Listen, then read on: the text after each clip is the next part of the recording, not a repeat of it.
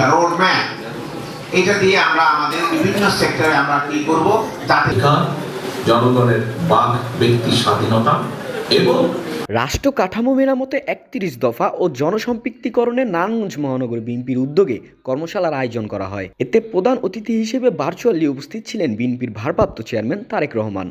বুধবার ১৮ ডিসেম্বর বিকেলে শহরের মিশনপাড়ায় হুঁশিয়ারি সমিতির মিলনায়তনে নারায়ণগঞ্জ মহানগর বিএনপির ৩১ দফা কর্মশালায় তারেক রহমান ভার্চুয়ালি যুক্ত হয়ে বিএনপির তৃণমূল নেতাকর্মীদের বিভিন্ন প্রশ্নের জবাব দেন ও প্রধান অতিথির বক্তব্য রাখেন। এর আগে সকাল ১০টা থেকে রাষ্ট্র কাঠামো মেরামতে ৩১ দফা সংক্রান্ত বিষয়ে নেতাকর্মীদের প্রশিক্ষণ দেওয়া হয়।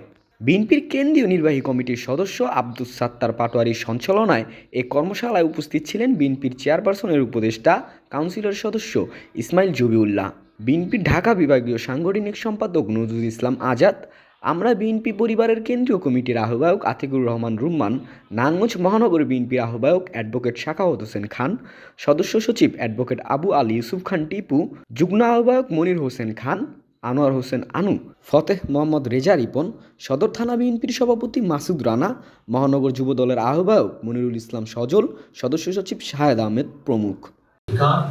জনগণের বাক ব্যক্তি স্বাধীনতা এবং জনগণের নিজস্ব অর্থনৈতিক অধিকার জনগণের কাছে ফিরিয়ে আনা। বাংলাদেশের পররাষ্ট্রনীতি, বাংলাদেশের অর্থনীতি, বাংলাদেশের সমাজ ব্যবস্থা, বাংলাদেশের রাজনীতি, বাংলাদেশের বিচার ব্যবস্থা, যাই বলি না কেন কি হবে সেটি বাংলাদেশের মানুষ সিদ্ধান্ত নেবে, বাংলাদেশের মানুষ সেটি ঠিক করবে। উজ্জীবিত বাংলাদেশ, নারায়ণগঞ্জ।